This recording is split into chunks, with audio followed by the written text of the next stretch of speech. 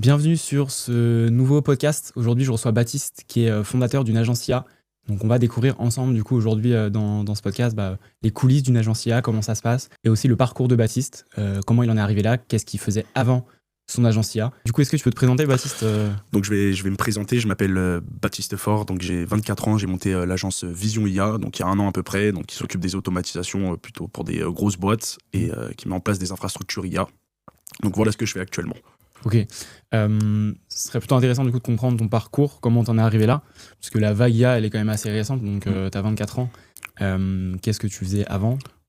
Et bah écoute, avant j'étais consultant dans une agence qui est nommée 2IO, Okay. qui s'occupait principalement de faire des audits pour des boîtes. Okay. Et au fur et à mesure, on a bifurqué du coup sur une partie automatisation. Donc je me suis occupé de cette partie-là. Et ensuite, j'ai décidé de quitter l'agence parce que la rémunération n'était pas assez intéressante pour moi, on va dire. Je pensais pouvoir faire mieux. Okay. Et du coup, c'est pour ça que j'ai monté mon agence. Ok. En fait, tu étais consultant, après consultant expert IA, consultant IA, et après tu te dis, pour faire plus d'argent, je vais développer ce modèle d'agence. C'est ça, T'as exactement. un parcours en 3 étapes, mais tu as démarré quand même par le métier de consulting IA pour l'entreprise. Ouais, c'est ça. Tu gagnais combien quand tu étais consultant chez IA Ouais, c'est ça, quand tu as fait la transition sur l'IA, du coup. C'était au TJM ou Alors, ouais, j'étais au TJM, j'étais à 350 € okay. Par jour. Et là, du coup, ça a changé. Ça a beaucoup changé depuis que j'ai monté l'agence, dans le sens où là, je vais pas être payé en TJM, je vais être payé directement par projet. Oui. Donc, c'est là où derrière, la rémunération, elle va être bien plus intéressante. Okay. Et on va pouvoir scaler un maximum au niveau des projets. Ok, hyper intéressant. Je pense que c'est important de comprendre, et surtout toutes les personnes qui regardent et surtout toutes les personnes qui regardent cette interview. Probablement, vous avez envie de lancer une agence IA. Peut-être que vous voulez comprendre aussi les coulisses d'une agence IA, comment ça se passe. On voit un peu tout aujourd'hui sur les réseaux sociaux, concrètement. Donc, ça va être l'occasion de creuser tout ça avec Baptiste. Qu'est-ce que tu fais du coup concrètement? Tu es une agence IA, mais concrètement, dans le concret, qu'est-ce que tu fais dedans? Dans le concret, du coup, je vais accompagner beaucoup d'entreprises. Donc moi, je vais me positionner plutôt sur des PME, donc des entreprises qui ont un CA qui est assez intéressant, donc pour aller vraiment chercher de la plus-value. Pour eux, mon objectif principal, ça va être de réduire leur temps. Donc en gros, par exemple, sur une automatisation basique de réponse de mail automatique, on va pouvoir leur faire gagner à peu près 20 à 30 heures, tout simplement parce que de base, ils mettent sur un poste, par exemple, une personne chargée de répondre aux mails, et du coup, cette personne-là, notre objectif, ça va être de la remplacer. Je sais que c'est pas bien, mais à l'heure actuelle, l'IA est dans la capacité de faire ça. Du coup, les entreprises sont contentes, et puis, puisqu'elles gagnent tout simplement de l'argent par rapport à ça. Donc là, sur l'exemple testé, elle remplace quel type de profil, du coup? Elle va plutôt des profils qui sont chargés d'administration, on va dire. Donc ça, il y a beaucoup de cette partie-là. Par exemple, j'ai bossé pour une boîte qui s'appelle Vitreflamme, donc où il avait recruté une freelance. Je crois que il a rémunéré 200 le TJM, donc elle était 7 jours sur 7 dans l'entreprise. Et du coup, il a fait appel à moi. Il m'a demandé justement une automatisation pour son SAV, donc réponse automatique directement sur son site internet. D'ailleurs, vous pourrez aller le voir directement sur le site. C'est quoi le site? C'est Vitreflamme. Ok. Ouais, voilà. Donc il s'appelle Oliver, le chatbot. C'est un chatbot du coup que tu as mis en place pour. Voilà. Donc avec suivi de livraison, réponse automatique, etc. Directement connecté à PrestaShop. Et du coup, au bout de 2 semaines, il a complètement virer la personne. Voilà, par rapport à ça. Ok, bon, après, c'est une réalité aujourd'hui sur le marché. C'est vrai qu'il y a pas mal de métiers qui vont être amenés quand même à subir une transition. Quand on sait qu'une automatisation, qu'un agent IA peut faire le travail en une demi-journée, qu'une personne pourrait faire une semaine. Ouais, c'est ça.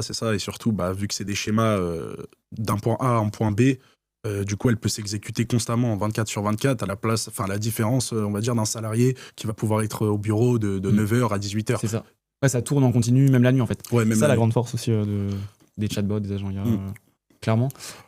Pour comprendre, du coup, ton parcours, ça a été assez fluide dans la transition, parce qu'en fait, c'est ton client qui t'a dit, voilà, on va avoir besoin d'implémenter l'IA, est-ce que tu peux prendre ce lead-là? À quel moment tu t'es dit, mais moi, c'est l'IA que je veux faire et ça me plaît Qu'est-ce qui te plaît aujourd'hui dans ton quotidien? De manière honnête, j'ai toujours été quelqu'un d'assez feignant. Donc j'aimais pas les tâches manuelles. Donc quand par exemple je bossais dans l'agence 2IO, on me demandait de faire des audits techniques SEO. Donc je devais aller sur Href, récupérer des mots-clés, tout ça. Et au fur et à mesure, j'ai compris que derrière, on pouvait faire ces tâches manuelles de manière automatique, donc sans IA de base. Et après, au fur et à mesure, quand l'IA a pris de la puissance, par exemple avec les modèles de Claude, Opus ou GPT, eh bien, si on combine ces automatisations avec l'IA, ça crée des scénarios qui sont où tu n'as plus besoin de faire des tâches manuelles, et c'est ça qui me passionne, de voir des entreprises derrière qui gagnent du temps, du coup qui gagnent des sous et qui sont constamment à la recherche de nouvelles automatisations pour gagner du temps, quoi. Ok. Ouais, c'est vrai que j'ai remarqué, parce que moi ça fait maintenant 2 ans que je suis dans le secteur de l'IA, donc je crée vraiment du réseau dans l'IA, et je suis associé du coup avec Simon Hayes, qui est le fondateur de DM Labs. Ok. Donc c'est un labo en fait R&D spécialisé dans l'IA, donc lui il est CTO aujourd'hui. Pour revenir à ce que tu disais, effectivement, je pense que toutes les personnes qui se lancent dans l'IA, il faut avoir une part de fainéantise, malgré tout, parce que en fait tu cherches à tout simplifier, tout raccourcir de façon à gagner un max de temps dans tous les sens. Et c'est vrai que c'est un trait de caractère que je retrouve quand même chez pas mal de profils consultants IA, c'est clair. Non, c'est clair, c'est comme tu as dit, faut avoir une petite part de fainéantisme, et surtout quand tu utilises les modèles d'IA, tu sais déjà que tu gagnes du temps, donc Voilà, au final... Après, faut pas trop jouer non plus à ce jeu-là à 100%, parce que du coup, ça demande quand même du travail. Tu travailles combien de temps du coup toi dans ta semaine Dans ma semaine, par jour, je vais être à minimum 10 heures. Voilà. C'est beaucoup de travail parce qu'il y a beaucoup de clients.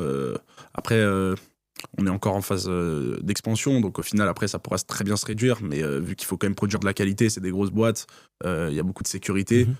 C'est ça le point le plus important. Vraiment accompagner le client, parce que c'est un nouveau enjeu actuellement dans notre société. Donc, il a peur de mettre de l'IA, il a peur de remplacer du monde de sa boîte, parce que ça fonctionne déjà. Du coup, derrière, il faut vraiment lui apporter ce soutien, l'accompagner constamment, pour le rassurer, et qu'ensuite il ait un produit qui correspond à ce qu'il veut et qu'il soit rassuré, qu'il n'ait pas besoin de rappeler constamment pour une demande ou quoi que ce soit, quoi. Okay. Je suis assez d'accord avec ça. Moi, j'ai vu la transition auprès des décisionnaires dans les entreprises en 1 an déjà. Je trouve que, en fait, on spamme tellement les gens d'IA, qu'il faut implémenter l'IA dans tous les sens, qu'à force, en fait, un fondateur d'entreprise, un CEO, il n'a pas le choix de s'y intéresser. Et peut-être qu'il y a 6 mois, il s'était dit ça va être compliqué par rapport aux collaborateurs, par rapport à la sécurité, qu'aujourd'hui, avec l'évolution des modèles d'IA, on peut justement implémenter des modèles avec plus de sécurité et le faire de la meilleure manière aussi. Ouais, c'est ça. Et je pense aussi que ce qui a changé par rapport à il y a 6 mois, c'est que derrière, tout le monde utilise l'IA et voit la puissance que ça peut apporter. Et du coup, s'ils font appel à une agence ou à un expert qui vont mettre en place des solutions, ils vont être... ils vont se dire que je peux faire la même chose, entre guillemets, par rapport à leurs tâches qu'ils font actuellement sur les modèles. Ouais, clairement. Et ça fait 1 an que tu as monté l'agence. Ouais. Qu'est-ce qui s'est passé en 1 an? Du coup, je trouve que tu fasses un peu un récap pour toutes les personnes qui regardent. Le cheminement, les 3 premiers mois, qu'est-ce qui s'est passé? Combien de chiffre d'affaires tu as atteint? Comment tu as atteint, du coup, aujourd'hui, le chiffre d'affaires que tu fais, qui est de 35 000 par mois. Donc, le mois dernier, en février, j'ai atteint ce CA. Et là, ça va augmenter au fur et à mesure, parce qu'il y a beaucoup de demandes et il y a beaucoup de bouche à oreille. Mais du coup, pour t'expliquer un petit peu le parcours, comme je t'ai dit tout à l'heure, j'étais sur Malte, tout simplement, au départ. J'avais mis mon TJM à 350 €. J'ai commencé à avoir des petits projets par-ci par-là, avec beaucoup d'N8N, beaucoup d'automatisation de mails, etc. Et au fur et à mesure, en fait, j'ai compris que le temps que je passais était pas énorme. Donc, par exemple, pour une automatisation d'une semaine, je prenais entre 1 et 2 jours. Okay. Et derrière, je voyais que ça leur faisait gagner énormément de temps et qu'ils étaient satisfaits. Donc, je me dis que derrière, est-ce que mon objectif principal, c'est de rester en freelance comme ça, ou je peux aller chercher des plus grosses boîtes et aller prendre plus de chiffres, quoi. Et du coup, j'ai commencé à me lancer sur LinkedIn, donc ça a bien pris. J'ai fait des lead magnets, j'ai que ça sur mon profil. Et c'est grâce à ça, en fait, au fur et à mesure, les gens ont pris des rendez-vous. Il y avait des belles boîtes, par exemple Prévoté, qui a 70 millions de CA. Ils m'ont contacté, j'ai mis en place une automatisation pour eux. J'étais super content, et derrière, par exemple, ils voulaient gérer en fait, ils recevaient des demandes par mail. Okay. Et en gros, ils voulaient que ça... comment t'expliquer? Un suivi client. Par exemple, il y a un prestataire à eux qui vient, ils leur disent, voilà, j'attends mon colis, voici mon numéro de commande. Et bien, en fait, le système d'automatisation va être dans la capacité de répondre à sa demande automatiquement.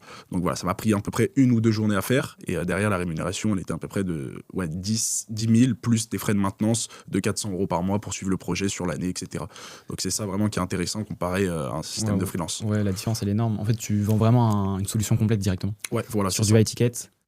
Et après, derrière, en plus, tu vends de la maintenance, donc du MRR qui est créé C'est ça. sur ton activité, donc c'est génial. Ouais, franchement, c'est cool par rapport à ça. C'est clair. Et pour comprendre, du coup, au début, comment tu t'es formé alors aux automatisations parce que quand on t'a sollicité consultant IA, tu avais déjà un peu de connaissances. Tu avais des connaissances automatisation, comment tu as géré tout ça? Alors, j'avais des connaissances, oui. Après, je suis pas le meilleur en code, très honnêtement. Voilà, je connais un peu de Java, je connais un peu de Python, mais je vais pas être un expert dessus. Et puis, je suis quelqu'un qui travaille beaucoup, donc derrière, j'ai reçu une première demande. Donc, c'était Marbera, une marque d'e-commerce, qui voulait aussi un chatbot, donc connecté à son e-com. Donc, c'était une marque qui vendait du marbre de luxe. Je connaissais rien, Inuiten. Très honnêtement, je savais pas trop comment l'utiliser. Et puis derrière, voilà, je me suis formé directement dans le dur. J'ai fourni l'automatisation au client, il était content, donc ça m'a donné confiance. Au fur et à mesure, après, j'ai continué à travailler pour lui. Il y a eu beaucoup de bouche à oreille. Après, il y a eu les demandes sur LinkedIn et tout s'est enchaîné très rapidement, quoi. Ouais, c'est les premiers projets qui, après, avec satisfaction, donnent accès à le réseau du CEO qui a été content de toi. Voilà, c'est ça. Ouais. Et fait bouche à oreille, quoi. Ouais, exactement. Non, hyper intéressant en tout cas ce que tu racontes, ce que tu partages, en tout cas merci. Par rapport du coup à ce côté consulting IA, est-ce que c'est difficile aujourd'hui de devenir consultant IA? Et surtout, qu'est-ce que tu penses du métier concrètement de consultant IA? Est-ce qu'il y a énormément de demandes? Aujourd'hui, quelqu'un qui ne connaît pas du tout le domaine de l'IA, il va se dire mais il y a de la demande, c'est sûr. Est-ce que tu étais beaucoup sollicité? En toute transparence, comment ça se passait? Comment te dire que je pense qu'il ne faut pas forcément une grosse expertise. Maintenant, de nos jours, on a Claude Code qui fonctionne très très bien, qui peut mettre en place des solutions d'automatisation IA de A à Z. L'aspect le plus important pour les boîtes, c'est la sécurité. La sécurité. Si tu arrives à le rassurer par rapport à ça, tu pourras peut-être pas forcément avoir d'expérience dans l'automatisation, mais si tu rentres dans le dur à travailler 15-16 heures par jour, ou peu importe, même moins, derrière, tu vas lui livrer un produit qualitatif, parce qu'en soi, il suffit de tchatcher avec une IA, et derrière, il peut mettre en place toute l'infrastructure automatiquement. Donc c'est ça aussi qui est intéressant. Oui, tout le monde peut se lancer.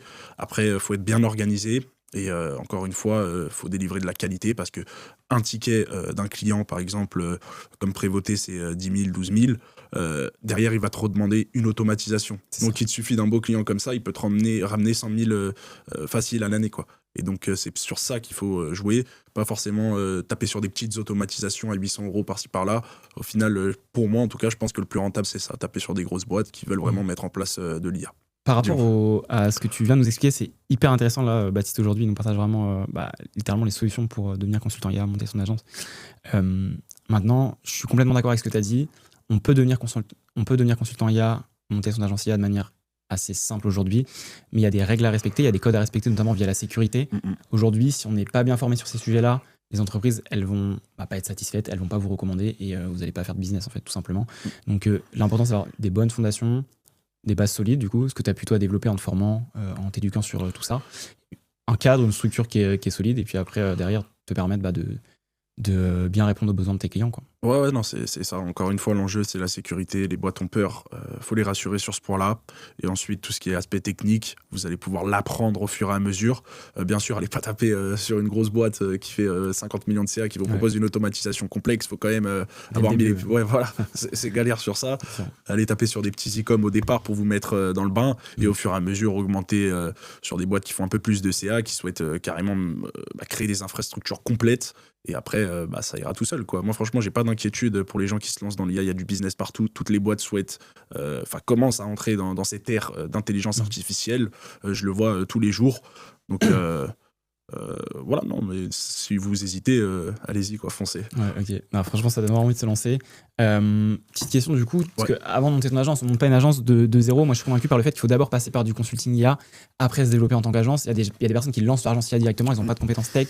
Nous, avec DLM, c'est ce qu'on ne préconise pas du tout. On préfère d'abord former sur le métier de consultant IA et après développer une agence pour bien comprendre toute la partie technique, la partie sécurité et déjà travailler avec des clients qui vous font confiance et après développer son agence. Est-ce que toi, quand tu étais consultant IA, tu recevais déjà beaucoup de demandes? Tu étais beaucoup sollicité sur les projets de consulting IA? Alors, consulting IA, je le fais en même temps que les prestations. Tu le fais aujourd'hui aussi en même temps? Ouais, mais même avant, en soi... moi, ce que je fais, comment je fonctionnais toujours avec mes clients, même quand j'étais en freelance au TJM, c'est que derrière, je le prenais en call et qu'ensuite, il me demandait ce qu'il voulait, enfin, il m'expliquait ce qu'il voulait plutôt. Et après, je lui faisais un audit complet. Okay. Donc, sur une page GitHub, bien designée, avec des photos, etc., des explications au niveau de la sécurité. Ensuite, il lisait, et après, je le reprenais en call, et après, je passais à la phase production, si derrière, il avait signé ou pas. Donc, en soi, j'ai fait ça, je fais toujours ça, quoi. Je fais toujours du consulting IA, plus la production, quoi. En fait, la différence, c'est que tu as packagé du coup, tes offres un petit peu du style audit, tu vends un audit, après, tu creuses, tu cherches les problèmes que tu vas pouvoir implémenter et résoudre. Et tu vends ça sous forme de pack directement, quoi. Ouais, c'est ça. L'audit, souvent, je le facture gratuitement. Okay. Donc voilà, le but, c'est lui montrer un peu ce que je peux mettre en place, combien de temps ça va lui faire gagner. Je lui explique en soi, il va par exemple il va payer 7 000 € une prestation. Derrière, en 4-5 mois, il va avoir un retour sur investissement. Et ça, c'est prouvé, c'est chiffré, etc. Parce que derrière, il me dit par exemple en call, voilà, je passe 5 heures à faire ça. On sait que, je sais pas, on prend un salaire brut à 20 €. D'ailleurs, si on fait un calcul, on le sait que sur les 7 000 € que je lui ai facturés, il va être rentabilisé en 7-8 mois, quoi, facile. Et c'est ça qui l'intéresse. Est-ce que tu as des exemples concrètement de projets que tu as réalisés, comment tu les as menés Contre Flamme, le chatbot, parce que là je suis encore dessus, il m'a demandé une autre prestation, ça peut être intéressant. Okay. Donc en gros, c'est un e-com qui propose des vitres de cheminée. Okay. Ça marche plutôt bien, c'est l'un des leaders du marché français, donc ça cartonne pour lui, etc. Qu'est-ce qui s'est passé? C'est derrière, il a vu un de mes posts LinkedIn. Donc moi, c'est vraiment comme ça que j'ai réussi, juste en faisant des lignes magnettes. Voilà, c'est important de le dire parce que derrière, on pense que on doit aller faire de la prospection de droite à gauche, pas forcément. Moi, j'ai pas forcément prospecté, j'ai juste créé ça par plaisir. Et puis pour augmenter mon engagement. Donc il a pris un rendez-vous sur Calendly. Donc voilà, il m'a expliqué un petit peu ses problématiques, ce qu'il voulait réduire comme coût et du coup comme temps dans sa boîte. Je lui ai expliqué voilà, cette solution-là directement en call, qu'on pouvait mettre en place un chatbot connecté directement à Colissimo. Derrière ces demandes, si un client dit voilà, où il est mon colis, eh bien, ça répond automatiquement. Un agent IA aussi derrière qui comprend la demande s'il envoie une photo et qui demande un retour de sa commande parce que la vitre elle a été cassée, etc. Derrière, l'agent IA est capable d'analyser la photo et ensuite lui répondre de manière cohérente. Donc il y a eu ce projet-là. Et en gros, une fois qu'on a fini le call où je lui ai expliqué ce que je pouvais mettre en place, derrière, je lui sors une page, encore une fois, GitHub, de manière automatique. Donc, ce que je fais, moi, c'est que ça me fait gagner énormément de temps. Je finis le call avec lui. Il y a un système d'API, du coup, qui sort la transcription du call, donc, par exemple, pendant 40 minutes. Ensuite, on part sur une IA, donc Opus 4.6, qui est le plus puissant actuellement. Bon, ça va coûter cher, 40-50 centimes. Donc, il va analyser toute la transcription, il va comprendre mon agence. Et du coup, une fois qu'il a compris le business, il va créer une page avec du design brandé au nom de Vision IA que je vais envoyer du coup au client et qui va lire, où il va comprendre derrière comment je vais mettre en place la solution. Et c'est à partir de ce moment-là qu'on se refait un call pour après que je le signe. Ok, tu le closes après derrière. Voilà. Ok, hyper intéressant. T'as un bon process en tout cas. Le but c'est gagner du temps. Ouais, on n'est que deux. Du coup, il y a des automatisations qu'on peut mettre en place qui peuvent vraiment nous faire gagner du temps et du coup prendre plus de clients et vraiment se concentrer que sur l'aspect production. Et puis voilà, essayer de scaler un maximum. Mais quand tu dis que tu fais, parce qu'aujourd'hui tu fais 35 000 € par mois, c'est ça? Alors le mois dernier, j'ai fait ça. Le mois dernier, c'est quoi la part de MRR du coup de revenus mensuels que tu as sur les automatisations? De one shot, tu fais signer du one shot tous les mois? Alors là, quand je dis 35 000, c'est juste les projets en one shot, donc les factures. Par exemple, Prévoté, le mois dernier, c'était, je lui ai fait signer une autre automatisation à 9 000. Du coup, j'ai rajouté 200 € sur la maintenance. Donc en maintenance, je dois être à 5 800 pour tous les projets. Et en signature pure, le mois dernier, j'étais à 34-35 à peu près. Donc voilà, le but, c'est augmenter du coup la maintenance au fur et à mesure et prendre d'autres clients, puis essayer d'aller tourner à 10 000 sur juste la maintenance, quoi. Juste sur du MRR voilà. En recurring, ok. Souvent, par jour, je travaille sur 4 projets en même temps. Donc, en gros, ça va être très simple. Je vais vous dire la petite astuce. Donc maintenant, il y a Claude Code, encore une fois, je me répète par rapport à ça. 4 onglets, très simple, un onglet par projet, et ensuite ça travaille. Je crée des soutages, etc. Et puis voilà comment je fonctionne, quoi, tout simplement. Et surtout, le modèle 4.6, il est vraiment stratosphérique, honnêtement. Avant, j'utilisais beaucoup N8N. En fait, maintenant, Claude Code remplace complètement N8N. Et c'est pour ça que les business qui sont lancés autour d'N8N il y a 6 mois, ils sont déjà morts. En fait, ils sont morts, complètement morts. complètement mort. Quand un client, maintenant, il me dit, ouais, je vais mettre en place du N8N, de manière honnête, je lui dis, non, je préfère te coder du Python directement en dur, c'est mieux pour la sécurité. Et puis après, voilà, ça m'évite de perdre du temps à créer une interface sur N8N, créer des nodes, etc. Et ensuite, dans une semaine, ça bug parce que il y a un problème au niveau du DNS, etc. Donc c'est bien mieux de fonctionner comme ça, directement en dur dans le VPS, et puis c'est fait, quoi. Ouais, c'est ça. Parce que là, on voit beaucoup de mouvements dans les outils à utiliser. T'as vu, OpenClaw aussi qui est arrivé. Ouais, impressionnant. Impressionnant, ouais. Sur l'utilisation, tout le monde qui se rue pour acheter des Mac mini pour faire tourner OpenClaw toute la journée. Ouais, j'ai vu. Ça, c'est un signal qui est ouf et qui nous fait dire qu'en fait, quand on est dans l'IA, bah, il faut être en veille vraiment tous les jours et s'adapter. Parce qu'en fait, tu peux pas avoir une agence IA, tu peux pas te bloquer sur un produit dans l'IA. Ouais. Parce que moi, par exemple, je suis tous les jours sur Twitter. Quand je fais rien, par exemple. Pareil. Ouais, je vois. T'es obligé. T'es obligé. Tu vois les nouveautés. Si je me serais bloqué directement sur N8N, à la place de prendre, je sais pas, 2 jours sur un projet, là, avec Claude Code, j'aurais passé 2 semaines et j'aurais pas pu travailler sur 4 projets en même temps. C'est ça. Et là, en fait, au final, je perds du temps et du coup de l'argent au final. Je vais délivrer un projet, je sais pas, par exemple, en 3 semaines, c'est pas possible. Là, ça doit se délivrer vite, tout doit être bien structuré, rapide, efficace. Et ça, tu le fais que grâce même à OpenClaw ou directement à Claude Code. Qu'est-ce qui se passera du coup, selon toi, dans les 6 prochains mois, les 1, 2, 3 ans? C'est quoi ta vision de là, 2026 à 2030, au sujet de l'IA, les agences IA, ça? Alors, 2026, ça va continuer comme ça. Les modèles, ils vont sortir, ils vont être de plus en plus puissants. 2027, pareil, on atteindra peut-être le modèle Opus 5, qui va révolutionner le marché. Là, tu parles des modèles que tu utilises toi pour délivrer avec tes clients. Ouais. Et je pense qu'on n'est pas encore arrivé pour le moment. Les grosses boîtes, donc quand je dis les grosses boîtes, c'est. Enfin, bon, ça commence déjà, mais on va dire qui tapent du 50 millions à 100 millions, qui commencent à rentrer vraiment sur le marché de l'IA. Là, on va voir une réduction complète on va dire des salariés dans les entreprises, quoi. On va se retrouver tout simplement avec des IA qui gèrent pratiquement tout. Et pour moi, après peut-être que je dis une erreur, il y aura un revenu universel qui va arriver. Ok, tu crois à ça du coup? Ouais, je crois énormément à ça, Okay. parce que je vois la puissance de l'IA et derrière je me dis que c'est pas possible qu'on garde par exemple, avec tout le respect, une Christine qui prend 4 heures sur une tâche, alors que derrière, l'IA elle va le faire en 2 minutes. Le patron peut pas être rentable avec ça. Donc revenu universel, je pense, d'ici 2030. Okay. Je pense qu'il y a une réalité sur beaucoup de métiers. Les métiers administratifs, ils vont vite être remplacés. Marketing, création de contenu. Claude Cowork, aujourd'hui, il nous fait un carrousel sur Canva en 3 minutes. Exactement. Et incroyable le carrousel. Donc, toutes les personnes qui se sont lancées, freelance, designer, Canva, expert carrousel, parce qu'il y a des gens qui font ça, il y a des gens qui gagnent de l'argent, ils gagnent 2, 3, 4 000 euros par mois en vendant des carousels. Aujourd'hui, c'est terminé.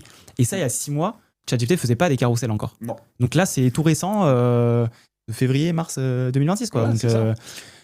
Et ça va évoluer encore au fur et à mesure. Et c'est ça vraiment qui fait réfléchir sur le long terme, quoi. Comment ça va se passer, comment ça va se dérouler, comment les entreprises vont réfléchir. C'est très important de regarder justement comment ça va se passer, quoi. Ouais, parce que maintenant, là, l'IA, elle prend des décisions, clairement. Elle fait prendre des décisions. Elle va devenir, on l'a vu avec le CEO d'Anthropic, qui l'a dit, que tu l'as vu, que Claude ne savait pas si, justement, il avait une conscience ou pas. Il n'était pas capable de répondre à ça. Et qu'est-ce qui va se passer dans 6 mois, dans 1 an C'est fou. Ouais, c'est fou. Je suis très curieux. C'est un peu notre... par rapport à nos parents, quand ils avaient Internet, ça venait d'être lancé. C'est ça, exactement. Et là, c'est différent, quoi. Nous, on est vraiment dans les RIA, il faut en profiter. Parce que ça se trouve, dans 10 ans, même un gosse de 5 ans va pouvoir mettre en place une automatisation pour des entreprises, parce qu'il aura juste à cliquer sur une touche et puis ça va partir tout seul. Ouais. Donc moi, je pense à toutes ces personnes qui veulent se reconvertir, surtout là, qui savent pas quoi faire et qui vont taper des métiers sans le savoir, qui peut-être dans quelques mois vont disparaître. Je pense que c'est important de vraiment se renseigner avec tout ce qu'on peut faire sur l'IA, toutes les possibilités que peut apporter l'IA aussi pour le métier dans lequel on veut se reconvertir. Et je pense qu'être expert vraiment en IA aujourd'hui, on a peu de chance en fait demain d'être remplacé, parce qu'il y aura toujours des boîtes, il y a tellement d'entreprises aujourd'hui qui ont besoin de personnes pour expliquer comment fonctionne l'IA, qu'est-ce qu'on peut faire au sein des entreprises. Donc c'est vraiment un marché d'avenir, quoi, clairement. Ouais, c'est sûr, c'est un marché d'avenir. Après, on va voir dans 3 ans ce qui va se passer. Mais c'est clair que sur les 3 prochaines années, ça risque, la demande risque d'augmenter constamment, quoi.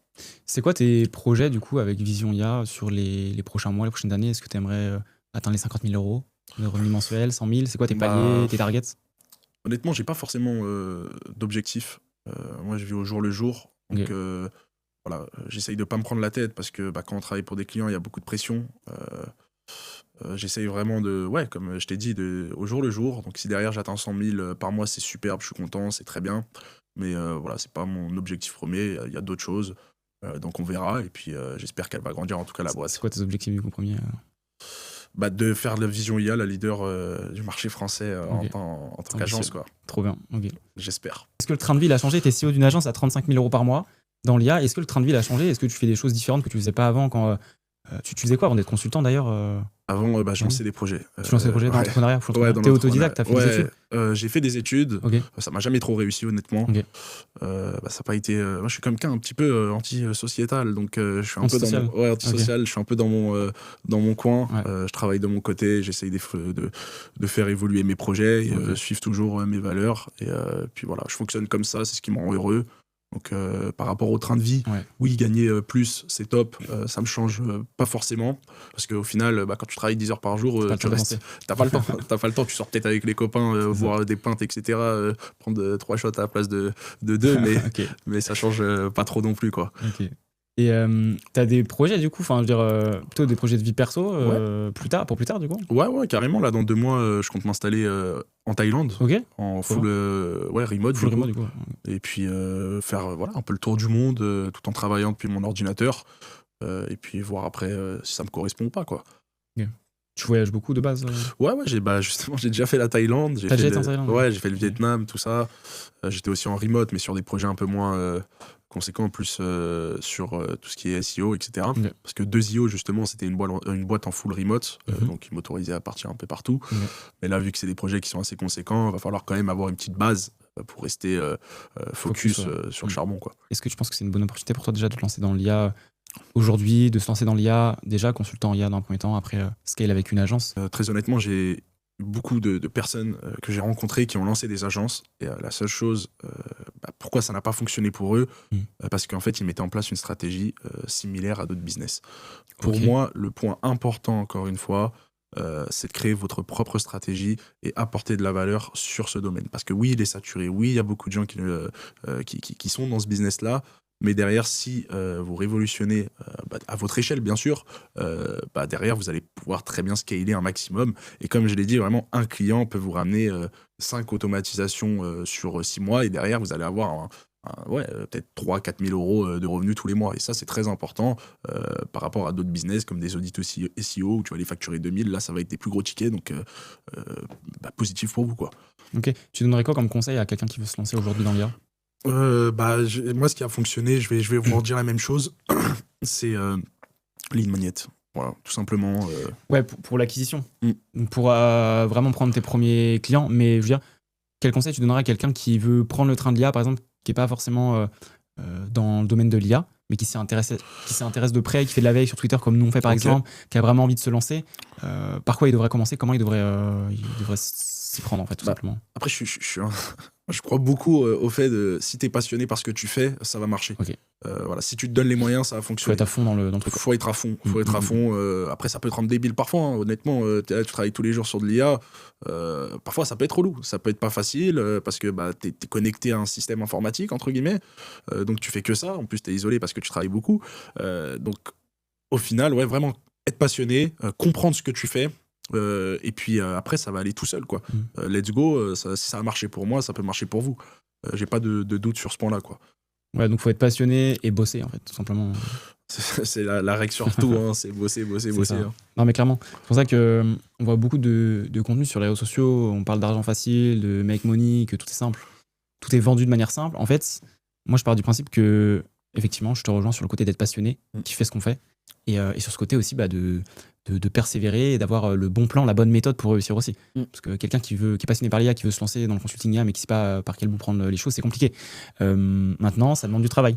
Tu as une part de fainéantise, tu l'as dit tout à l'heure, mais en toute honnêteté, mais ça demande du travail quand même. Ouais, non, mais c'est bien sûr que j'ai une part de fainéantise, je pense, peut-être plus élevée que les autres, ou moins élevée. Il y aura toujours plus fainéant que moi. Mais en fait, oui, je travaille beaucoup, ça fait 12 heures. Mais derrière, avec ce que je mets en place, vu que je travaille sur 5 projets en même temps, en fait, au final, je gagne 4 journées. C'est ça. Donc, ça me rend heureux. Je me dis, ok, là, j'ai gagné énormément de temps.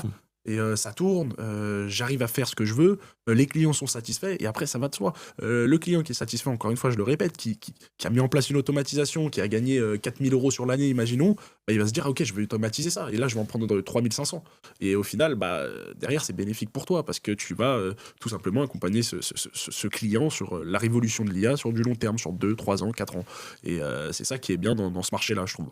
C'est quoi la plus grosse facture que tu as signée sur un client, sur un deal? Mmh, un MVP, ça s'appelle, Advice, je crois. Advice? Ouais, Ok. c'est, un courtier en assurance qui voulait créer, bah, du coup, une nouvelle plateforme. Mhm. Heu, donc juste un MVP, 16 500 €. Ok. Ça m'a pris, une bonne semaine, pour mettre ça en place. Mec super satisfait et encore une fois, je l'ai codé qu'avec, Claude, Opus, 4.6 et c'est tout récent carrément. Je l'ai fini la semaine dernière d'ailleurs et puis là, regarde, il veut passer en phase production, donc c'est 20 000 en plus. Ouais, mais non. Donc tu vas être un client à 36, 36, 36K. ouais et c'est Qui ça va te recommander derrière aussi. et qui Qui va, va te bah, rapporter d'autres clients en fait. justement, il m'a recommandé sur, une autre agence qui s'appelle La Bastille et qui veut du coup travailler avec moi, donc C'est ça. voilà, c'est du bouche à oreille souvent et par exemple pour, ce client-là, on parle juste d'un MVP, donc 16 500. Dites-vous qu'avant l'IA, un MVP, c'était 50 000 €. Donc lui, il est content, il est satisfait c'est ça. parce qu'il a un produit de qualité qui Mm. est délivré rapidement et en plus de ça, il paye moins cher. Mm. Donc derrière, bah, c'est bénéfique pour les deux côtés, quoi. Ok, donc, ouais. Client à plus de 36 000 €, quoi, clairement. Ouais. Pas mal. C'est pas Ça mal. commence à chiffrer. Parce que là, on parle de beaucoup d'argent quand même pour des personnes qui peut-être veulent se lancer aussi dans l'entrepreneuriat, qui savent pas comment faire, etc. C'est vrai qu'on voit tout sur les réseaux sociaux. Ouais, bien sûr. Ça te semble accessible du coup pour n'importe qui veut se lancer aujourd'hui? Franchement, je vais pas faire le mec du peuple ou quoi que ce soit. J'ai été comme vous. Avant, je faisais du minage de crypto-monnaies. Je faisais tout et n'importe quoi, des e-com, des SaaS. Ça marchait pas du tout. T'as tout lancé, t'as persévéré en fait dans ton parcours finalement. Sans m'en rendre compte, honnêtement. Sans t'en rendre compte. C'est par passion, encore une fois. Ouais, par passion. J'ai toujours. En fait, j'ai jamais eu cette idée en tête de vouloir travailler dans une entreprise et finir salarié, etc. Ça me plaît pas, en fait. Ça me plaît pas de me déplacer tous les matins pour aller. Je préfère moins gagner et faire vraiment ce que j'aime, être passionné, me lever, être content, que suivre un parcours qui me correspond pas. Et du coup, bah voilà, j'ai persévéré, j'ai fait des projets par-ci par-là. Je crois que c'est toujours en ligne. Vous pouvez aller voir Animist Tattoo. Donc c'était une boîte d'e-com. J'ai dû vendre 10 tatouages alors que j'ai consacré 2 mois dessus.